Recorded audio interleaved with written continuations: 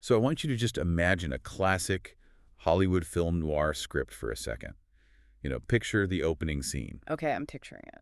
right? So you have this gritty, seasoned city detective, and he cracks this really high-profile murder case, ends up falling for and actually marrying the victim's widow. Oh, wow. Yeah, that sounds like the perfect setup for a redemption arc, right? Exactly. You fully expect them to just, I don't know, pack up, move away, and ride off into the sunset, leave all that big city trauma behind them. Which is exactly what they do. They move to this quiet, idyllic small town in the Midwest to start over. But instead of a fade to black happy ending, the script takes this really sharp, brutal turn. Yeah, it doesn't stay idyllic for long. Not at all. The story just spirals into this claustrophobic, locked room mystery inside a basement. And the final scene, it's literally a sniper assassination in a suburban driveway. Which, I mean, if you saw that in a theater, you'd probably roll your eyes, right? Oh, absolutely. I'd be like, the writer's trying way too hard. The plot is just too tangled. Right. But the irony here is that Hollywood couldn't write something this convoluted if it tried, because this isn't fiction. No, it's not. This is the incredibly complex, entirely true story of Bobby Moore.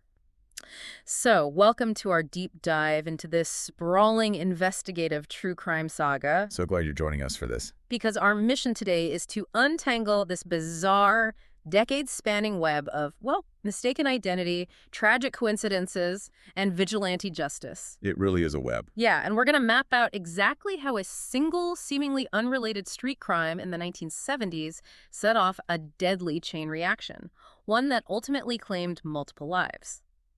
For me, the most fascinating thread to pull on here isn't even just the crimes themselves. It's how the very concept of justice sort of bends and morphs. Oh, absolutely. It takes on entirely different forms depending on who happens to be holding the gun at the time. I mean, we are dealing with formal courtrooms, frantic vigilante mobs, and small-town tribunals held entirely in the court of public opinion. Right, and to understand how Bobby Moore's life became entangled in all of that, we really have to isolate the inciting incident. We have to go way back. Exactly, a full decade before he ever set foot in that quiet Indiana town, back to a case he was assigned to solve in the capital. So let's pull back the curtain on July 1974 in Washington, D.C. The atmosphere in the city at this point is already suffocating.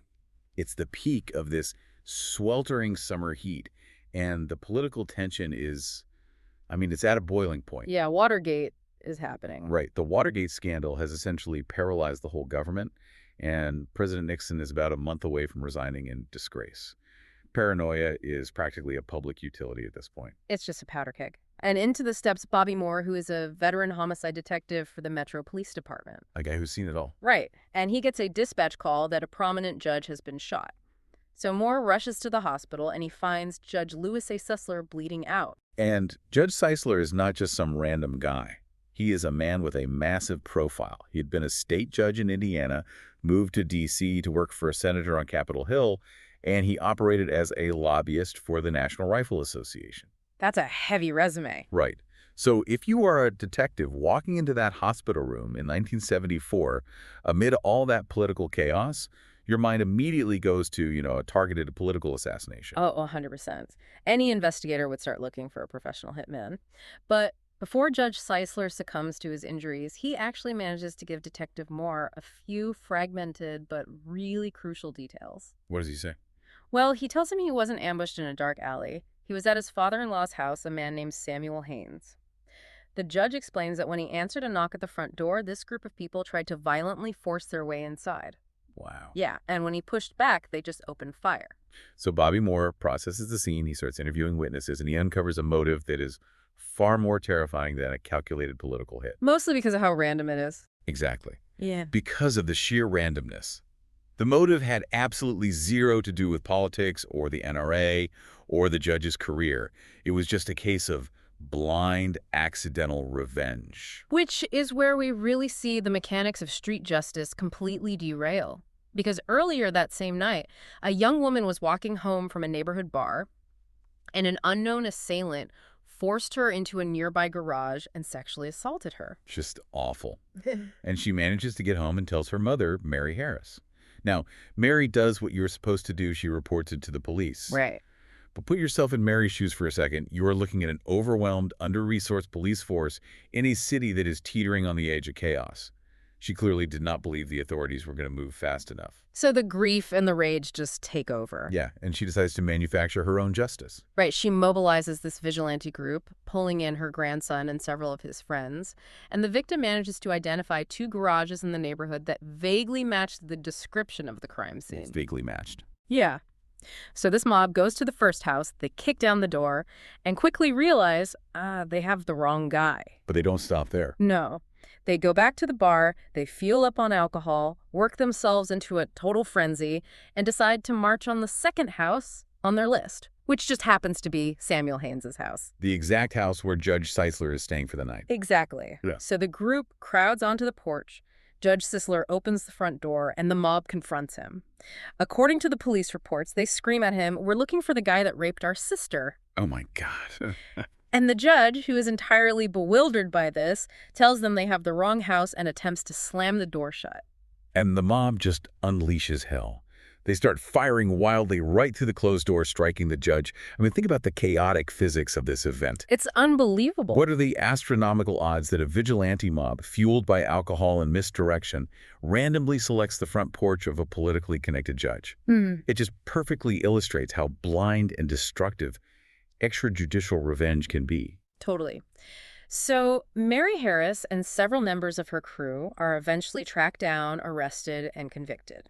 Harris is hit with conspiracy to commit assault, felony murder, and attempted first-degree burglary. And Detective Bobby Moore is the one who secures that conviction. Right. So from an administrative standpoint, the case is closed. Except the man who actually committed the sexual assault, the phantom who triggered this entire bloody cascade of events, he is never identified. He just vanishes. He vanishes into the city.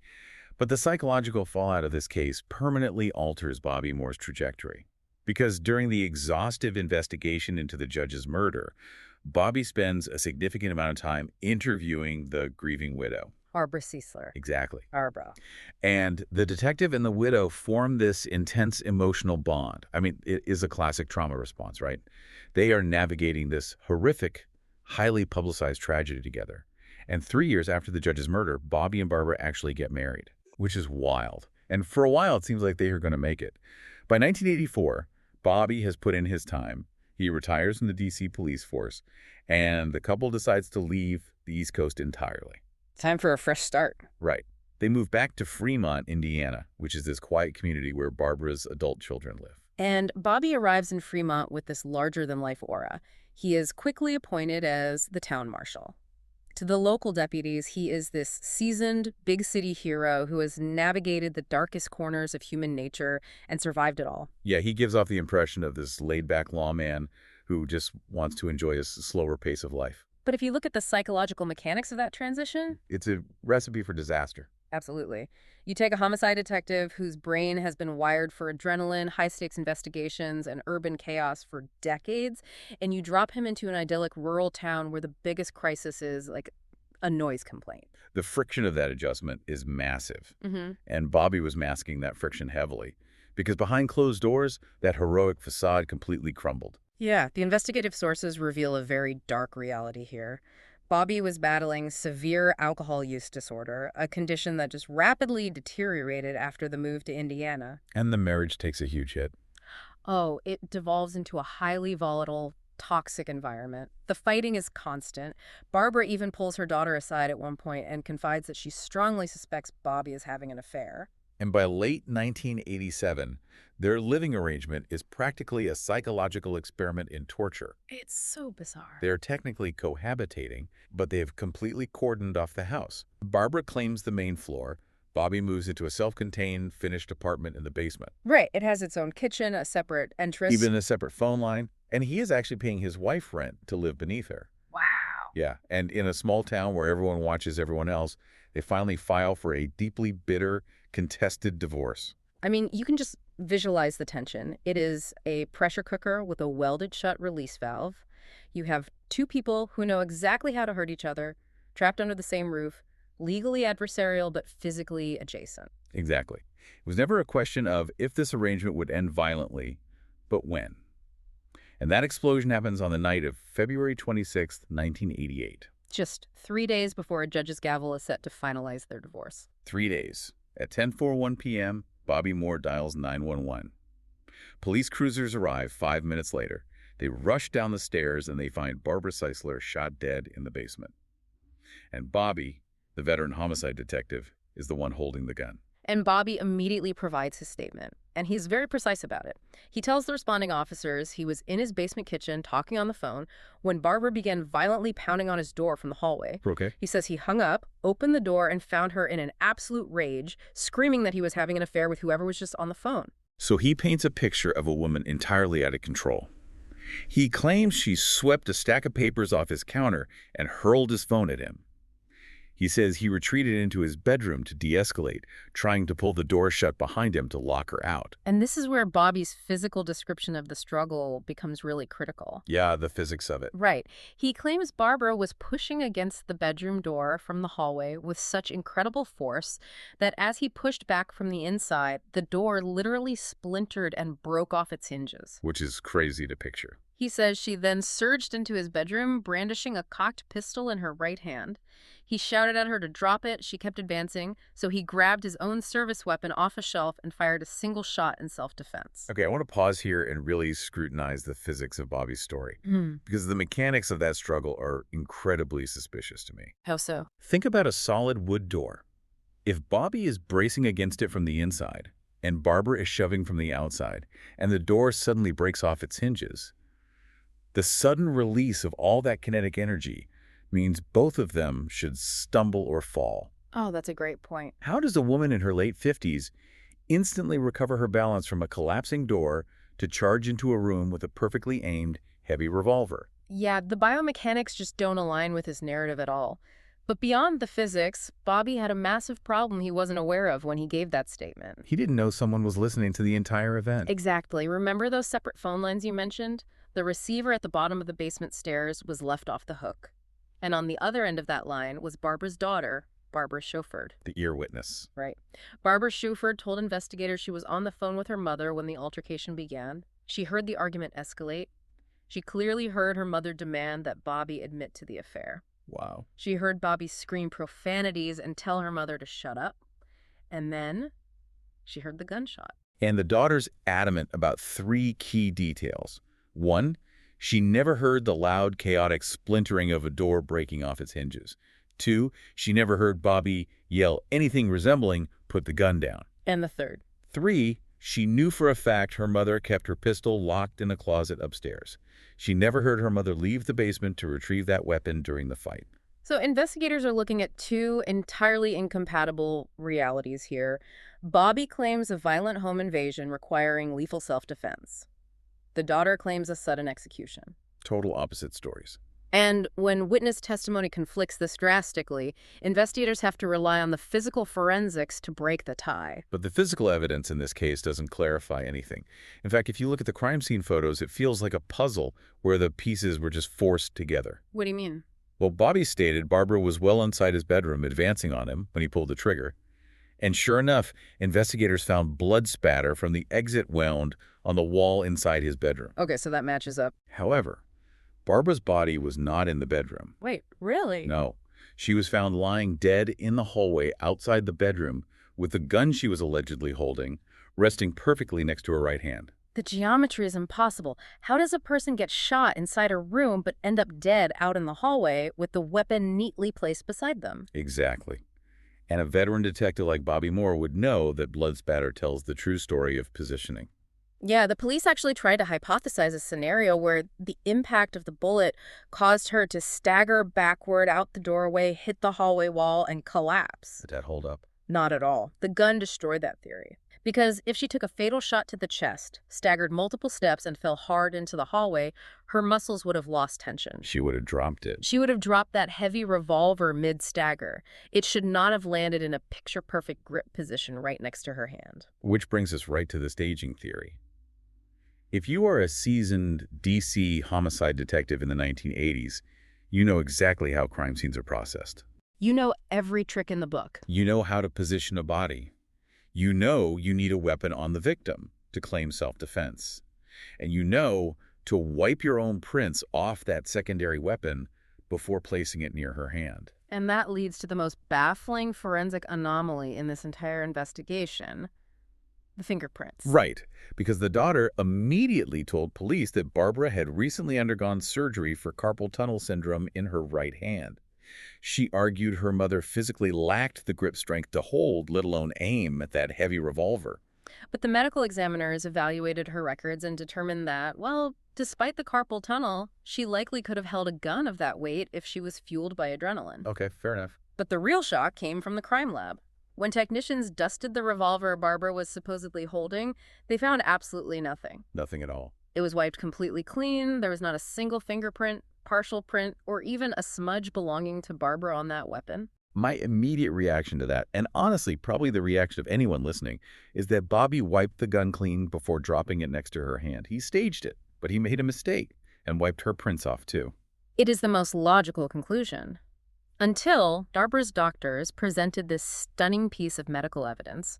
Barbara actually suffered from an incredibly rare condition in her right hand called reflex sympathetic dystrophy, or RSD. Wait, we need to break down the biology of this because it changes the entire legal landscape of the case. It really does. RSD is a severe nerve disorder. The sympathetic nervous system essentially misfires. It causes the blood vessels to constrict and the skin to atrophy. But critically, it shuts down the sweat glands entirely in the affected limb. And since fingerprints are nothing more than biological ink, a mixture of sweat oils and amino acids left on a surface. She couldn't make them. Exactly. Because of her RSD, Barbara's right hand was like dry parchment. She lacked the biological moisture required to leave a print. She physically could not leave fingerprints on that gun, even if she gripped it as hard as she could. Let's just talk about the sheer statistical absurdity of this for a second. It's mind-blowing. You have a locked room shootout with massive signs of physical staging. You have a missing fingerprint that points directly to a cover-up by a veteran detective. And yet, a 1 in a million medical anomaly perfectly explains away that lack of evidence. Right. You have to ask yourself, did Bobby Moore just get the luckiest break in forensic history?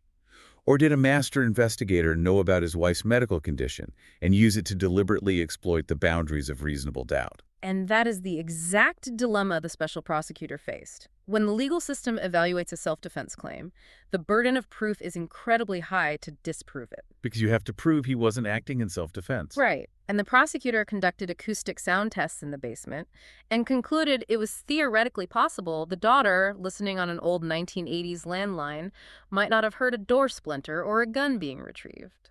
Because if there's even a sliver of alternative explanation, if the medical anomaly explains the fingerprints and the phone line explains the missing audio, you have reasonable doubt. The law demands certainty. And they just didn't have it. So, lacking the definitive, undeniable proof required to dismantle his self-defense claim in front of a jury, the prosecutor was legally paralyzed. 6 weeks after his wife was shot dead in their basement, all charges against Bobby Moore were dropped. Wow. He literally just walked out of jail. He is legally innocent. But, in a tight-knit small town, the court of public opinion operates on a completely different standard of evidence. The legal system operates on technicalities and thresholds of proof. The public operates on intuition, grief, and retribution. Yeah, and Bobby's release acts as this explosive catalyst for the town of Fremont. The town essentially revolted. I can imagine. Just 4 days after his release, Bobby had the audacity to formally apply to get his job back as town marshal, and the town board, incredibly, voted 2-1 to reinstate him. Which is insane. Local journalists described the atmosphere in Fremont as downright medieval. The public didn't just protest, they mobilized. Someone actually constructed pipe bombs and planted them at the homes of the 2 board members who voted for his reinstatement. Pipe bombs? Yeah, and the bombs detonated. It was a clear, violent warning. Senior county officials recognized the town was spiraling into chaos and practically begged Bobby to leave Fremont for his own safety. But he wouldn't do it. No, he flatly refused to be intimidated. He sold the shared house where Barbara died, moved to a different property closer to the center of town, and stubbornly went right back to patrolling the streets. Which perfectly sets the stage for the final, brutal act of this saga. The public felt the courts had failed them, so they engineered their own verdict. Let's look at July 26, 1988. The timing alone here is chilling, because it was exactly 5 months, down to the very hour, after Barbara was killed in that basement. Bobby finishes his shift around 10:30 p.m. He drives his cruiser into the driveway of his new home. He cuts the engine, steps out into the humid summer night, and begins walking up the wooden stairs to his side porch. But directly across the street, hidden in the shadows of a vacant lot, a sniper has been waiting. Just waiting for him. Yeah, the shooter is armed with a high-powered rifle. And as Bobby climbs the stairs, the sniper fires. The first bullet misses, echoing through the quiet neighborhood. Bobby turns, but the sniper has already racked a second round. And the ballistics of the second shot show it was fired by someone who really knew what they were doing. The bullet tears through Bobby's right shoulder, angles perfectly through his chest cavity, and shreds his aorta and both lungs. It's massive, catastrophic trauma. He didn't stand a chance. No. Bobby Moore collapses on his stairs and bleeds to death within minutes. The controversial town marshal is executed in his own driveway. State police fled the town and immediately began hunting for suspects. And their primary target is the most obvious one, Barbara's son, Samuel Sisler. Because Samuel fits the profile perfectly. Right. He had recently graduated from the Indiana State Police Academy, which means he had formal firearms training. Right. But he had been dismissed from his probationary trooper position just a few months prior, right around the exact time his mother was killed. And witnesses placed Samuel in Fremont on the night of the sniper attack, but he seemingly vanished in the chaotic days that followed. When investigators finally located him, he invoked his rights and refused to speak with them. Classic move. And the rumor mill in Fremont was running at maximum capacity. A local reporter even published claims that Samuel had visited a gun shop just a couple of towns over, mere days before the assassination, and purchased a long rifle along with the exact caliber of ammunition used to kill Bobby. I mean, the motive was screaming at them. While Samuel's official police academy dismissal cited an unsatisfactory probationary period, the open secret was that he had been repeatedly making comments to fellow cadets about seeking revenge for his mother's murder. But, knowing someone is guilty and proving it are two very different things, which is something Bobby Moore himself relied on just months earlier. Exactly. Police sweep the vacant lot, they scour the town, but they never find the sniper rifle. They never find a single piece of physical evidence linking Samuel, or anyone else for that matter, to that sniper nest. The case goes completely cold. And there is an incredible piece of irony woven into the modern investigation here. The man currently leading the cold case unit for the Indiana State Police, Captain Kevin Smith, actually attended the police academy with Samuel Sisler. No way. Yeah, they were classmates. They lived in adjacent dorm rooms. I can only imagine how surreal that must be for Captain Smith, hunting a ghost you used to eat breakfast with. He has stated publicly that while Samuel is the most obvious suspect given the incredibly specific 5-month anniversary of the murder, Bobby Moore was a man who generated enemies everywhere he went. Which is very true. Half the town wanted him dead. The sniper could have been anyone with a rifle and a grudge. The town of Fremont essentially just closed ranks. It really forces you to evaluate the psychology of the community. Did the people of Fremont view the sniper as a cold-blooded murderer? Or did they view the sniper as the true, unrecognized marshal of the town? Someone stepping up to deliver the ultimate penalty when the formalized legal system was paralyzed by medical technicality. Right. If you zoom out and look at the architecture of Bobby Moore's entire life, the tragic symmetry is just staggering. His career was cemented by navigating a chaotic, misdirected revenge killing in Washington, D.C. A case that introduced him to his wife. Exactly. And his life was extinguished by a hyper-calculated, perfectly targeted act of revenge in a small Indiana town. The legal system requires a sterile, clinical analysis of facts to avoid putting innocent people in prison. But human grief, anger, and the primal need for retribution do not respect legal thresholds. Bobby Moore weaponized the concept of reasonable doubt to save himself from a courtroom. But he couldn't save himself from the town. No, he couldn't. And it leaves behind a legacy of unanswered questions that still haunt the police files today. Doing a deep dive like this strips away the comforting illusion that justice is this clean, binary system. We want flawless victims and obvious villains. But the reality of Bobby Moore's life exists in a deeply uncomfortable, murky gray area. The overlap between legal innocence and public guilt is a very dangerous place to live. It really is. But I want to leave you with one final haunting realization to process.